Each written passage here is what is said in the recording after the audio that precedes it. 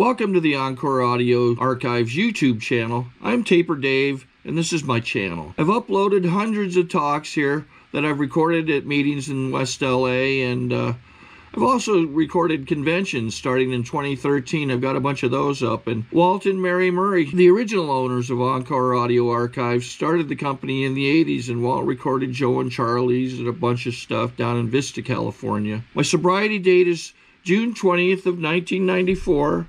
I hope you find something you like, so please like and subscribe to my channel and comment down below. If you want to hear something that I don't have or that you don't see, I'll see that I get it. Anyways, take care and have a great day if you want to. Okay.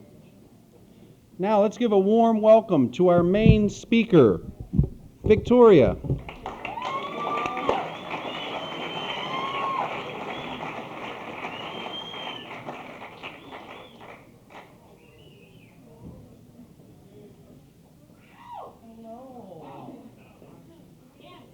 Good evening. My name is Victoria and I'm an alcoholic. Thank you so much, Stan, for asking me to come out and participate in my own sobriety. Happy birthday to all the birthday people. Very inspiring. Welcome to the newcomer. Welcome to the old timer. And welcome to the individual in the middle. I feel like I need to cram because I have a very urgent desire to always be specific in what we are like now. And so if I skip any crucial aspect of how much I use and you need that information, please come see me after the meeting. And I'll give you whatever kind of horror story you need to get through the night.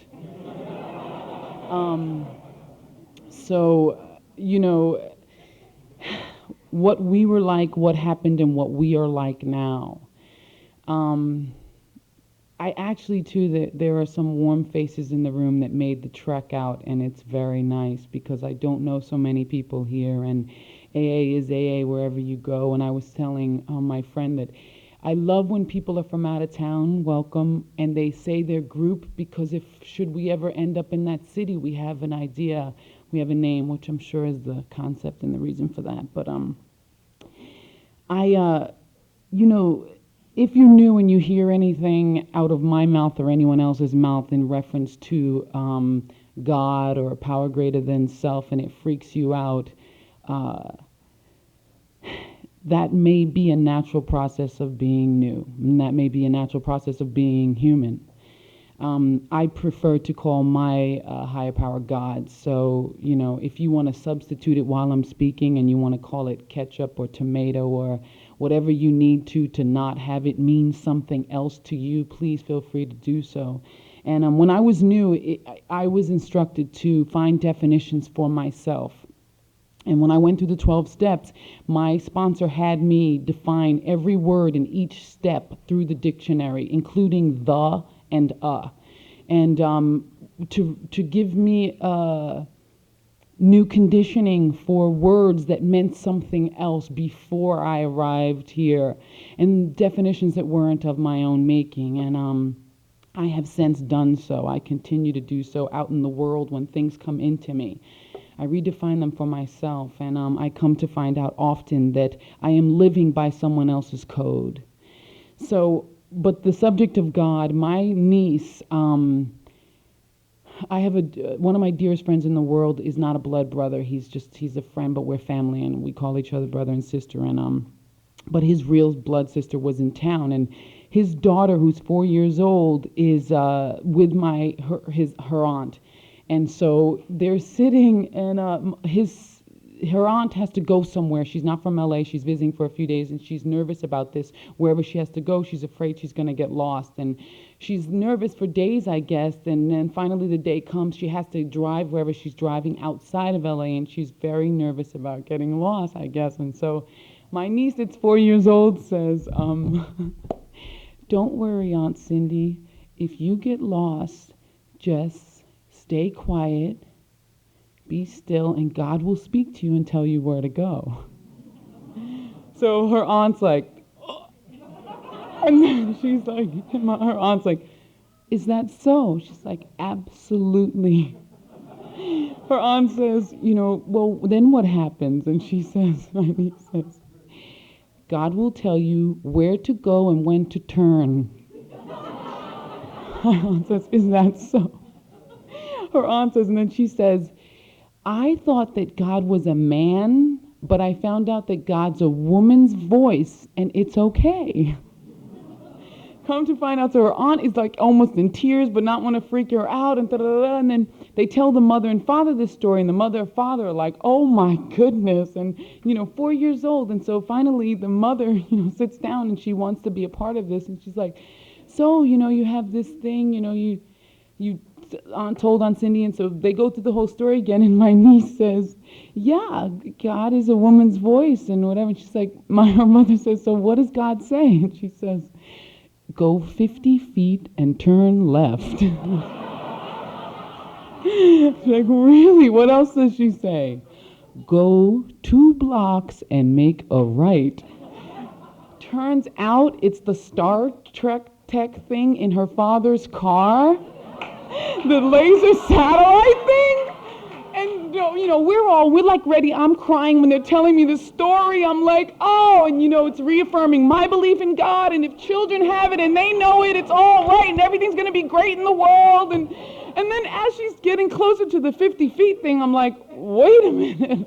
And so, then I'm like, oh no, don't shatter my thing. Don't shatter that it's, and then we're like, it is. And right as I say it, she's like, yeah. Now her parents have this quandary. Do they tell her before she figures it out? Do they let her figure it out? Is she going to bust like Santa Claus? And the same thing, like, what do you say to a kid when they find out Santa Claus isn't real? And what is going to happen when the child finds out that it's a lady's programmed into the satellite dish and it's not even really a woman's voice? It's like buttons that you push and it comes out in the tone of a... And I feel this feeling, when they told me this story, it's like I feel this feeling in some way of my life that I've walked around with these concepts of what is and what isn't. And then one day I went to, and it was like, it's not real. That's of my own making.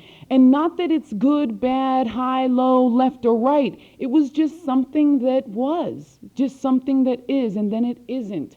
And what is dangerous and is not dangerous for me and my alcoholism is my response to discovering information that may not be what it was or what I made it. And, I find out at this point in time that 99% of everything is my response, And I agree with the birthdays, there was so much said. And but one of the things that someone touched on was life happening. And if you're new and you have any ideas that when you come in, people will not die anymore. You will never go to a funeral, or you will never have a bad day. You will never have a broken heart, that you will never experience anything that is a part of the human experience. I will be here when you find out that the voice in the car might not really be of God's doing. And, we will wrap our arms around you, and you will find a way to continue and move forward. And, a few years back, I was having this difficulty, and a question that was brought to me that changed and shaped my recovery was someone for the first time in my life ever said, what are you willing? I was so desperate to change and to not live the way I was living in my mind. The outside of my life had changed, but the inside of my mind was almost precisely the same as when I sat at a bar 5 drinks later. And to come into sobriety and to do works and do the steps and have all these experiences and then find out I can't shut this thing off. Like, it works, it does what it wants. It speaks back to me when I tell it to shut up and go away. And it has its own thoughts that aren't mine. And when I say, no, I'm not going in that room, I'm not going down that street, I'm not calling him, I'm not going to that house, I'm not going to behave this way, I'm not going to talk back, I'm not going to curse this person out, I'm not going to give the person on the road next to me the finger, da da da da da da. I find myself, a few years ago, I was driving in this car. I just went through a breakup. I had to find a place to live in a hurry, and it was crazy and blah, blah, blah. And I'm driving down the street, and because I'm more important than anyone else on the road at this moment in time, not just like every day, I was extremely important that particular day. And I'm driving and driving and driving, and someone's in front of me, and I decide I don't like it, and they're going too slow because it's my world, and they need to go at the pace I'm going, right? I swing around, come around, and I just start speeding as my way of saying fuck you. Like my speeding end of my car says something to that person or means something, you know. It's like, I showed you. And I speeding by at Laurel Canyon when you come around, and just off of Fryman at the back. And as I'm whipping like 98 miles an hour, I see the motorcycle in the bushes, and I'm like, yeah. And I go through, and what do? I was gonna pull over, but when I look back, I didn't see him. So I decide to go straight. I know that road really well. I turn into a driveway that I know dips and curls around, and I hide. I have more than enough days on the planet, let alone in the program, to know that this is inappropriate behavior. I'm running from a cop. I pull into this driveway. I'm sitting there like, is he coming? Did he find me? Is he gone? What's going to happen? And I'm like just there in this driveway, whoever's driving, with my hands, my face at the steering wheel, just like, ugh.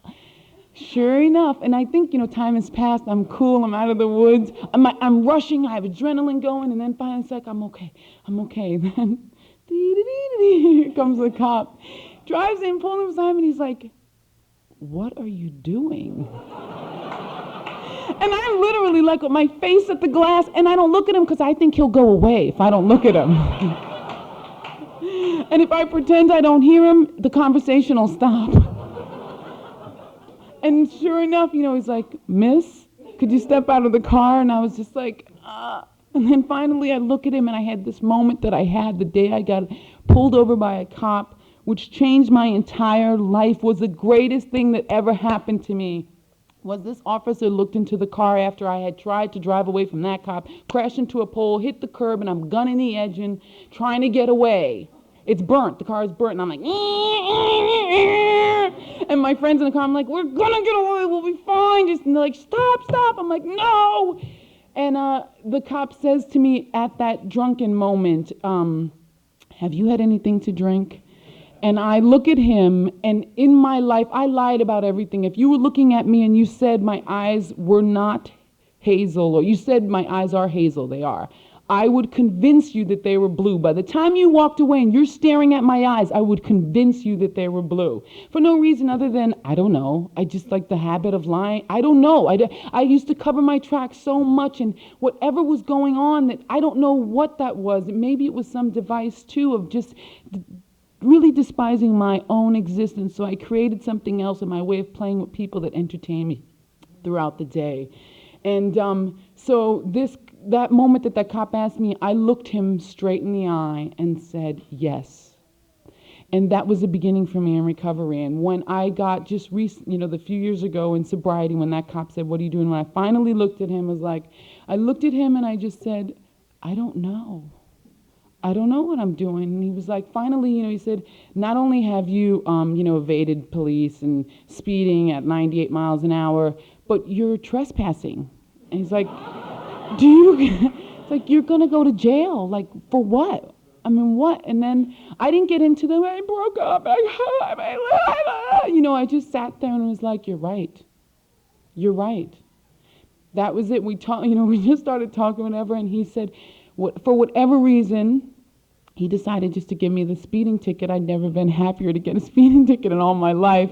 And he set me on my way, and he's like, don't ever do this. Don't do this again. It's serious, and he set me off. And what's bizarre is that in my sobriety, I don't always have these moments of appropriate behavior. And then what the crucial part of that is when I go home and what I do to myself with the behavior, and that I should be such and such with such amount of time. I should be further along. I should be over here. I should behave this way. I should And if you're new and you haven't had anything in 12 hours, my hand goes out to you, and that is right for you. And if you're new and you had something 20 minutes before the meeting, my hand goes out to you, and that is right for you. If you're loaded right now and you're in the meeting, which brings up a really interesting topic that, first of all, you are welcome. And you come back as long as you need to in the shape you're in until it changes for you, until the payoff ceases to exist. And what my sponsor and I have recently discussed is this thing about people being high and drunk in meetings. It's like, get him out. And it's like, aren't we an Alcoholics Anonymous meeting? Aren't we the place alcoholics come? They're not, church doesn't always have the solution. Like, this is an Alcoholics Anonymous meeting. And when I got sober, I came in because of the DUI. And if I didn't get that DUI, I don't know if I would have been here, because they sent me to court with the little thing with the card, and they sent me to AA meetings and blah, blah, blah. I got arrested, went to jail, and then I ended up, I got enough information so that I could find out that AA was on the planet. I didn't know that there was an AA. I didn't know that there were people who didn't drink. Everyone I knew drank, and everyone I knew drank in the way that I drank. And if you didn't drink in the way that I drank, I couldn't bear being around you because you took up my time. And by the end of my last year of drinking, I was drinking bottle of vodka and a bottle of tequila. I would half one of it and then pour the rest of the other into it, shake it up and carry it in my person. Before I went to bed, I had a drink at my bedside full at all times. And usually when I woke up, I took a sip. And one day when I was waking up and I reached for the glass, I was so disgusted after having gotten that DUI, after having a little bit of a head of AA. And not because I was an alcoholic, because the court had sent me and I held that court card high so that everyone knew, I'm not like you, I'm not an alcoholic. They just sent me here. And so I had, for the first time when I was reaching for that glass, a moment of clarity that maybe alcohol has something to do with the circumstances of my life. And, it turns out that I got alcohol poisoning, and when I was laying on the floor and fluid was coming out of all parts of my body, and I was afraid to die, and I laid on that floor choosing to die that way than to call someone and have them come see me. Like it was too much, I had too much pride.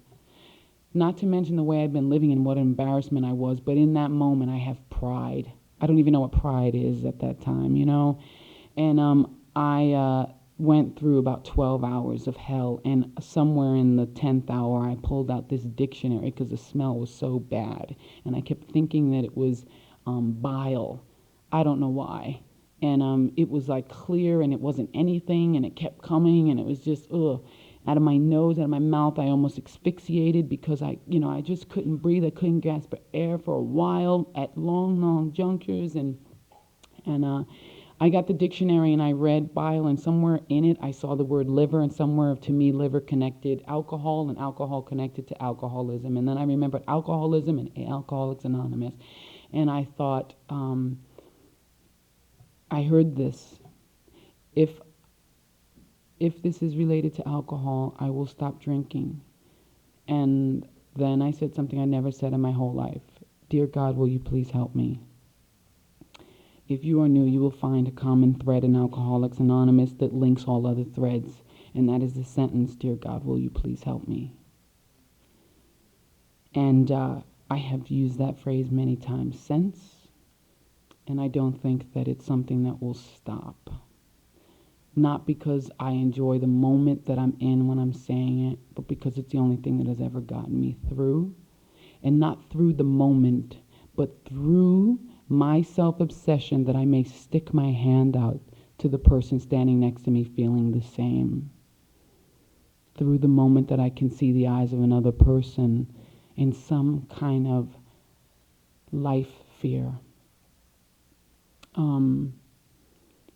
I came in like the dying, and I am so grateful. And my wish and my prayer for you, if you are new, is that I hope you're dying.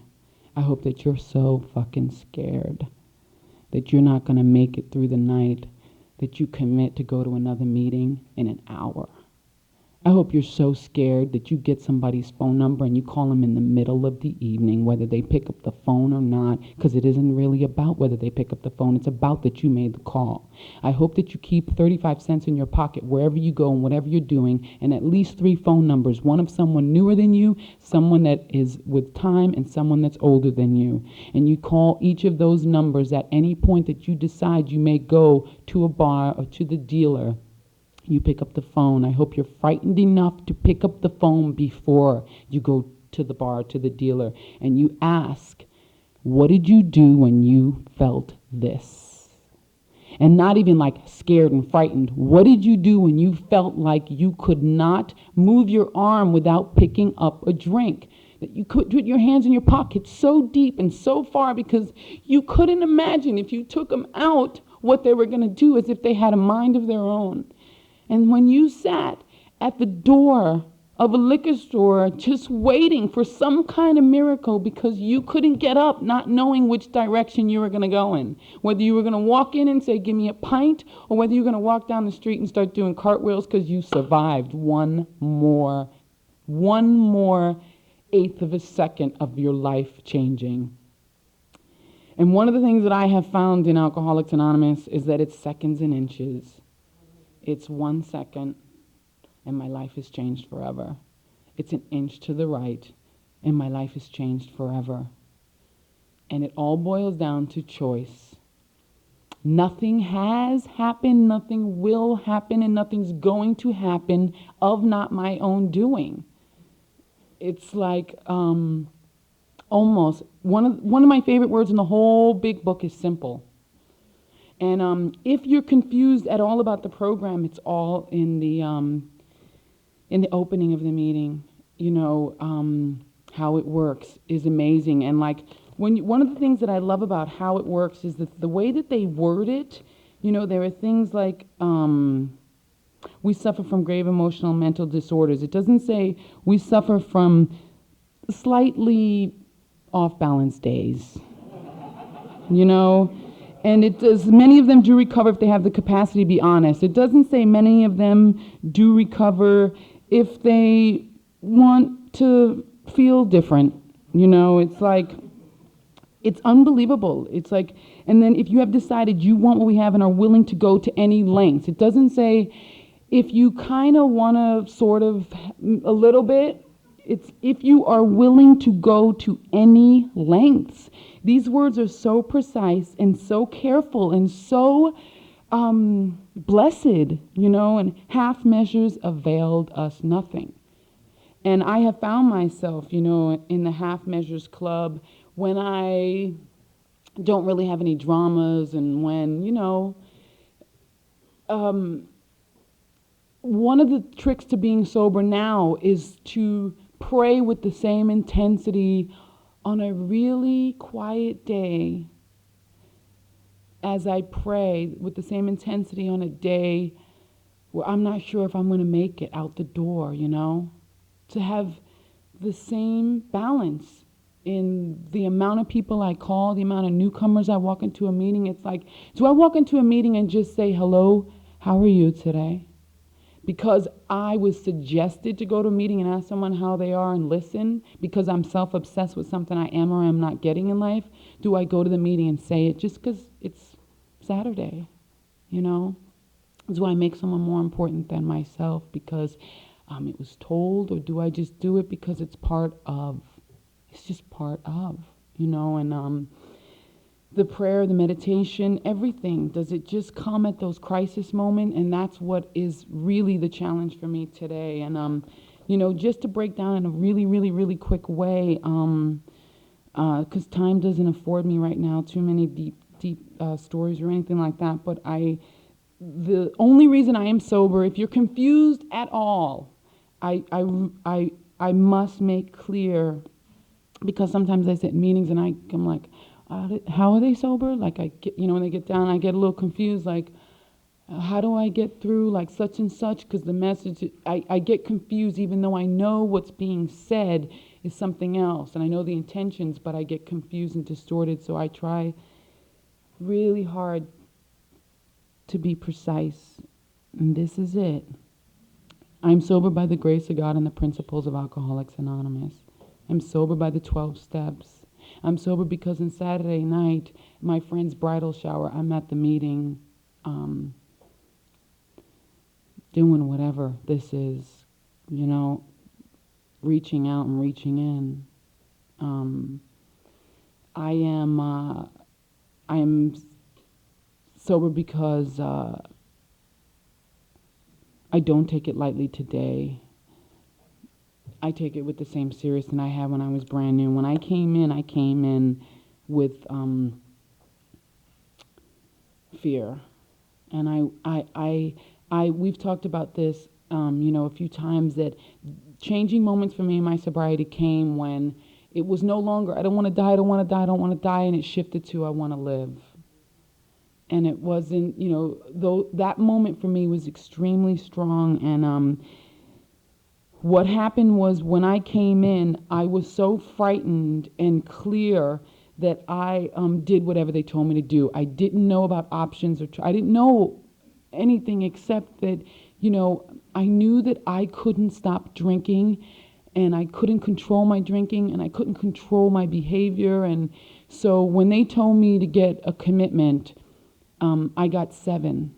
And when they told me to, go to a meeting every day, I went to at least 2 minimum. And when they said, get a sponsor, I got a sponsor. That at the end of that meeting, I just walked up to this woman who had hugged me all the time, who I couldn't stand for hugging me.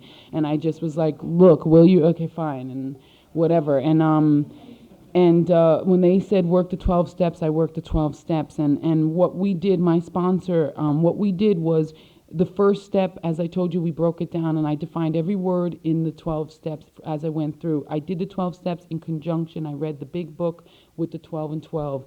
And for the first step, I wrote down 10 examples of powerless and 10 examples of my life being unmanageable. And that has helped me in a big way. And then the second step, I wrote a moment where I came to believe, which was when I was laying on the floor, and that helped to remind me of what that moment, so in case I should forget years down the line. And the third step, which is very important for me, I wrote down a learned God and a God of my understanding. And I couldn't understand why I had difficulty letting certain things over to God. And I realized it was because I was going by this God that I had learned, who was punishing and shameful and on and on and on. So why would I give what I need to keep moving and to go forward in life? Like, why would I give over? And the fourth step, I did straight down the columns. I didn't go across. I did all the names, resentments. Then I did all the names of people I was resentful of. Then I did all the resentments straight down. Then I did what it affects. Then I did my column. And then I did the 5th and the 6th and the 7th, and I can't go through it all now. There's not enough time. And I recently, very fast, one of my best friends in the world had 12 years sober, and she drank. She found the need to drink. Now, my sobriety is of the bastard version. I haven't really completely stayed sober because I know something or learned something. I didn't kill myself in the first few years of sobriety because a dear friend of mine beat me to it. I went to a meeting one day and I was like, where's Jen? And they told me that she stood on a chair, wrapped a rope around her neck, and jumped off. And I knew the next day that Jen had changed her mind. I was certain of it, but it was a done deal. And I have, as far as drinking and using and this and that, is like my friend that just used, this is the closest one to me. I've been to countless funerals, but this is home base. This is my right arm. And I know that many of you have been there, and if you haven't, you may at some point, and you will get the gravity of this situation. But what I see in this person's eyes is not happy, is not joy, and is not freedom. And she is of the funeral variety. It's just minutes before the phone call comes. And it's very long. very long minute, and it's very painful and agonizing to watch. And you know what I get to do is separate from her choice and mine. And what I did was, instead of, you know, like I jump back into the steps once again, you know, with the exact same fever of how I did when I came in and when I was new. And I started 1 like I never did it before. I did 2 like I never did it before. I did 3, and I'm on 4 right now. And I don't know what it is that you may need today to stay sober that is not offered in the 12 Steps of Alcoholics Anonymous, that is not offered in the person sitting in the seat next to you. One of the things that I enjoy most about AA and that kept me coming back was watching newcomers put their hand on the back of someone with less time.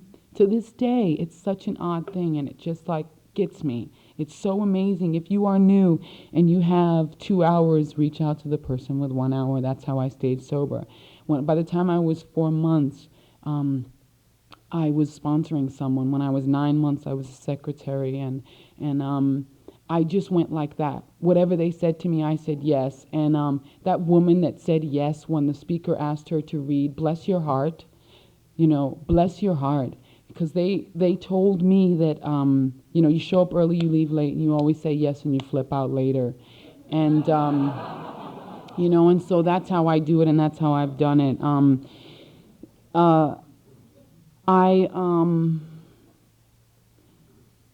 I want to just say that you can stay sober through anything, and this is a crazy ride, and it is brutal at moments. Do not be deceived. It isn't always kind, and it isn't always warm, and not because it's AA, just because it's life. But whatever you need to get through, there is a person somewhere in Alcoholics Anonymous that will drop every single thing that they are doing at that moment to stand by your side. It is my experience. And I have never walked alone, and I can, but I choose not to. And I think that's time. Thanks.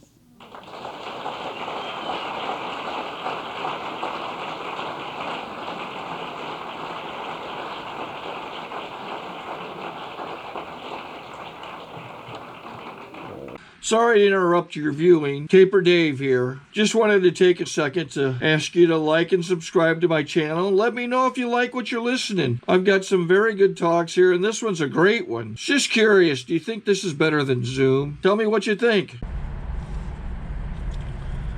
Okay, this is how I prepare my drone for launching. I like to do it inside the cab of my truck so I'm not standing outside in the weather. To install the joysticks for control, up and down, right and left, powered on. I have an Android phone that I use to connect it to the drone with. And it's actually controlled through the iPhone, through an app. Oops, wrong way. It's actually controlled through the iPhone, or through this Android phone, through the app. It's actually controlled through the Android phone, through an app, and you connect it through this short connection right here.